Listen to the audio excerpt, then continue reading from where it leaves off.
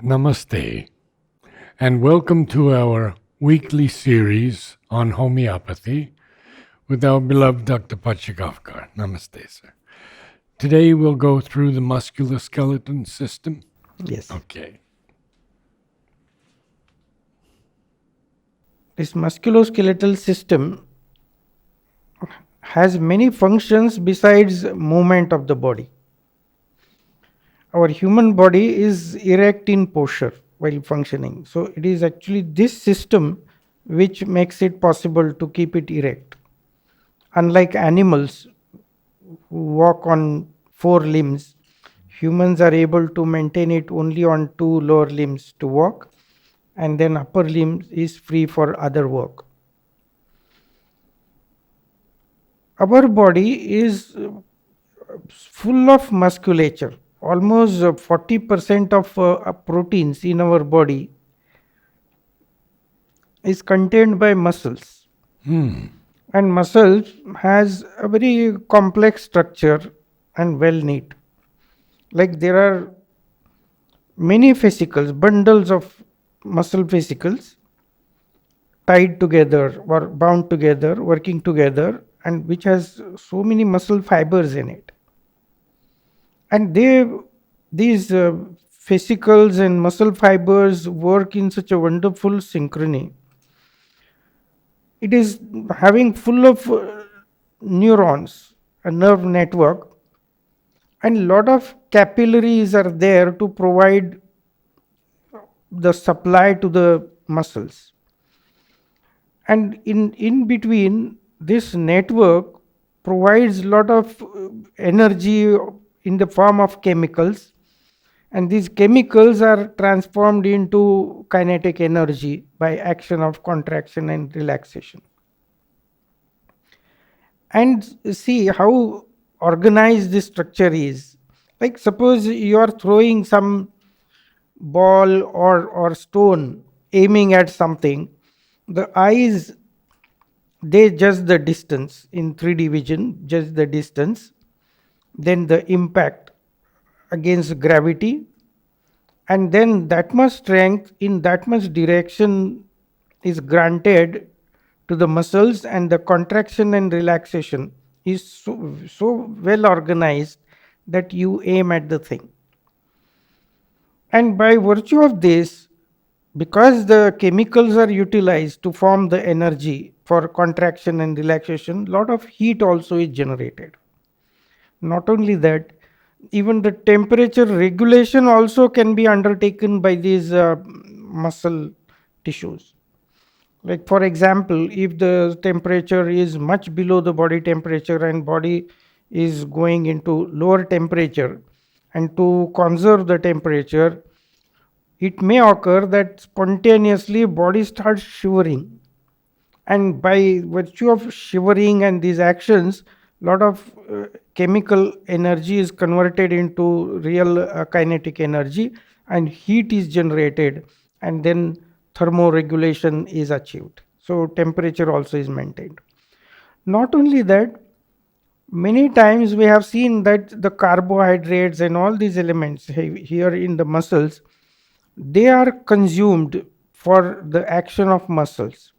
So we have seen like someone has say hyperglycemia, a raised blood sugar, and the person has a brisk walk for 30 minutes and comes and then checks, the blood sugar levels will be down by almost 20 within half an hour walk.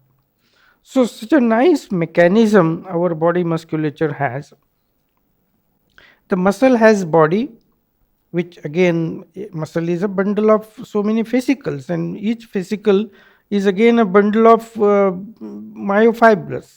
fibers, muscle fibers, and they culminate into tendons, and they are bound in such a wonderful network, it gives you wonderful strength.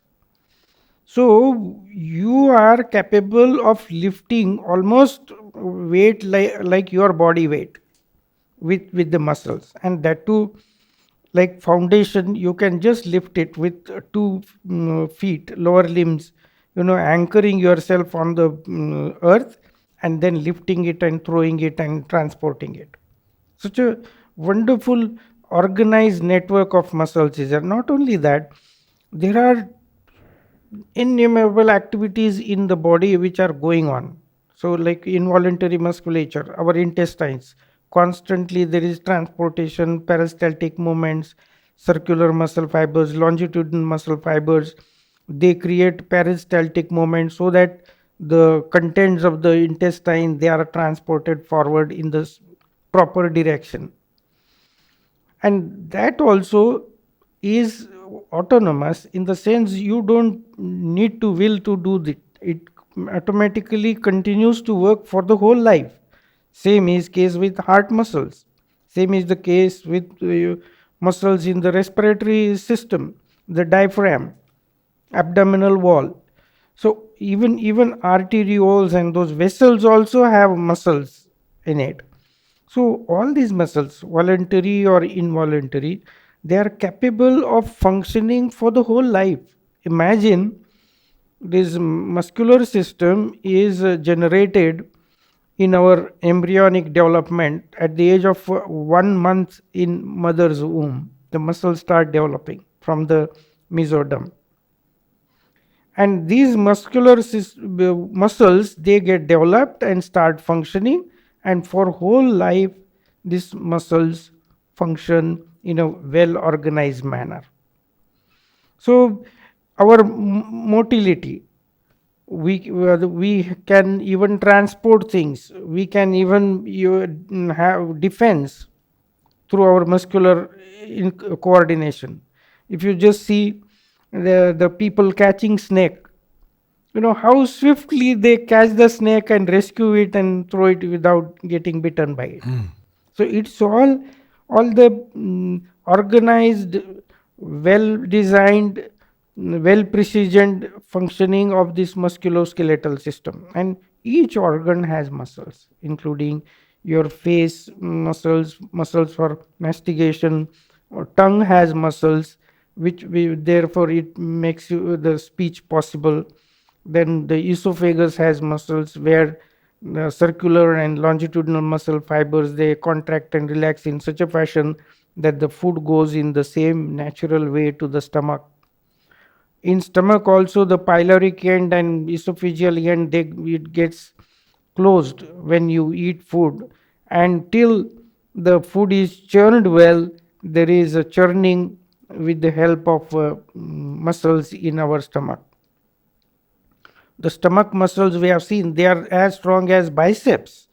But once and such an intelligent system, that once the churning of food is enough, and that too is such an intelligent affair it is, that if you eat very little, then the churning would be complete in few minutes. When you eat full meal, it may take 2 hours for churning.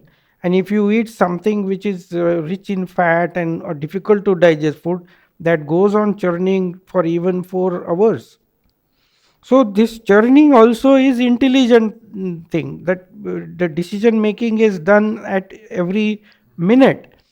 And this way the whole musculature works in wonderful synchrony. But then there are again disorders which can happen if any aberration is there at any level. The nerve governing the nerve contractions and relaxations in the muscles, then if the two independent sets are working not in proper harmony, they are not in harmony, and therefore there develops some aberration, and then so many issues occur, and that can be anything. They may go in spasm, sometimes because of severe calcium deficiency or vitamin D3 deficiency, you get muscle cramps where the muscles constrict so much that agonizing pain comes, especially during sleep and all. Not only that, we have seen that if calcium levels deplete so much, say below 5, if the calcium level is deplete, then you get tetany, where involuntarily the person goes in convulsions. So there are such disorders, muscular disorders, which need to be diagnosed. And there are sometimes autoimmune disorders which again are difficult, what we call almost congenital disorder, a collagen disorder called myopathy. pseudomuscular dystrophy, where the muscles become thick and look strong, but they become weak.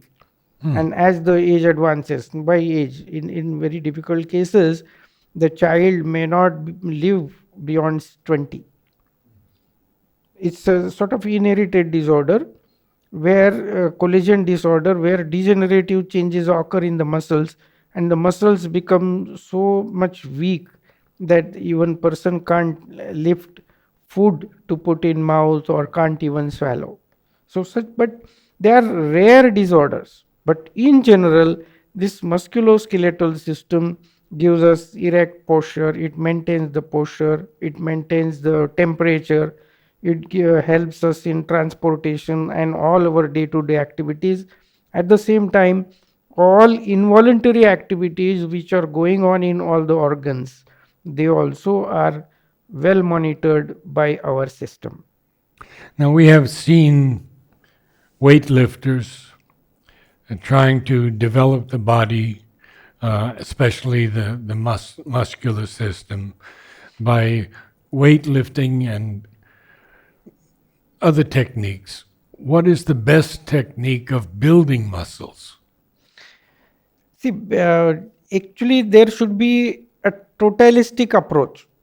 You can't build muscle in one corner of the body, first of all. What regular exercise for that muscle is the best policy. What we call is the opposite. I will tell you first. There is called as disuse atrophy. Like if you don't use muscle, muscle loses its strength. And say for 3 months, if the person is bedridden, the muscles undergo disuse atrophy because the muscles are not used.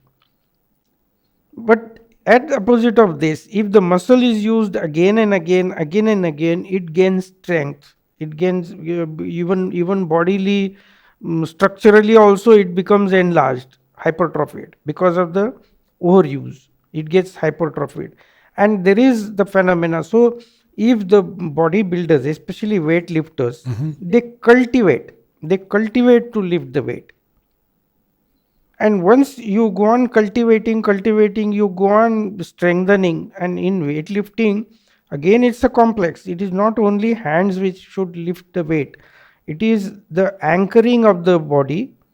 The legs also get anchored, the lumbar thing, again, the posture also is such a way that body is able to sustain weight and lift it, and then lift it to that height. And so body can cultivate it. Even walking, you see, walking is such a wonderful exercise that in walking it is not only the lower limbs walk, it is whole body which is participating in walking. And when walking, again, if you walk with proper gait, definitely it will facilitate even the venous circulation also.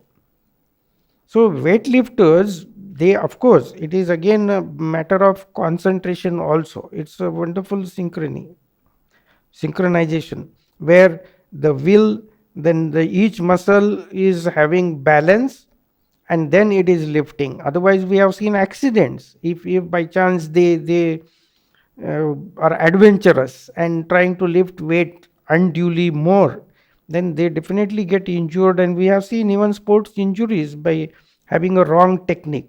So there is again a technique where you need to be anchored well, in what position it can be lifted well, and how your lumbar, the spine can balance it, and that elasticity has to be there. Then they get even strength as well as the elasticity, because if muscles are rigid, the fibers get broken. There is a tear in the muscle fibers.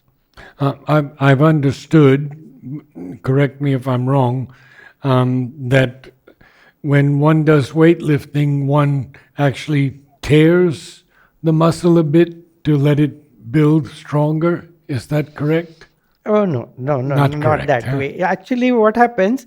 You guard with a guarded movement. You expose your muscles to every situation, so that your muscles are prepared to have. Like suppose while lifting the weights, there is some distraction. Someone shouts or some blows the horn.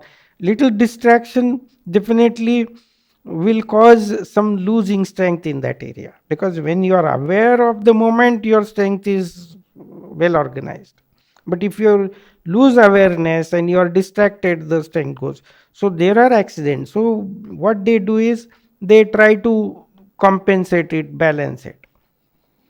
But they will never induce muscle tear, because that will take pretty long time to heal. And that tear, even if it heals, it will not, may not heal with the same elasticity or same strength. It may become brittle. So if it's not a tear, is it a strain to build up muscle? Exactly. Okay. So tear is not necessary, or rather, that would be undue. It may not give. See, we have seen the compensation, what we call left ventricular hypertrophy. In heart, suppose someone has hypertension and blood pressure is more, and heart has to pump more for pushing blood through it. Yes. So our left ventricles in the heart, they gets hypertrophied as a compensatory phenomenon. And the left ventricular hypertrophy can become so much hypertrophied and strong that it can pump blood even against raised blood pressure. Same way, these people, they just cultivate and that attitude and that will and that synchronized effort to inculcate strength in those muscles at that moment.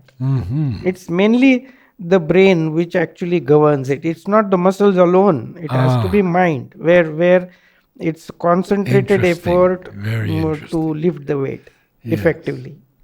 Wonderful. Thank you so much, sir. Namaste. Namaste all.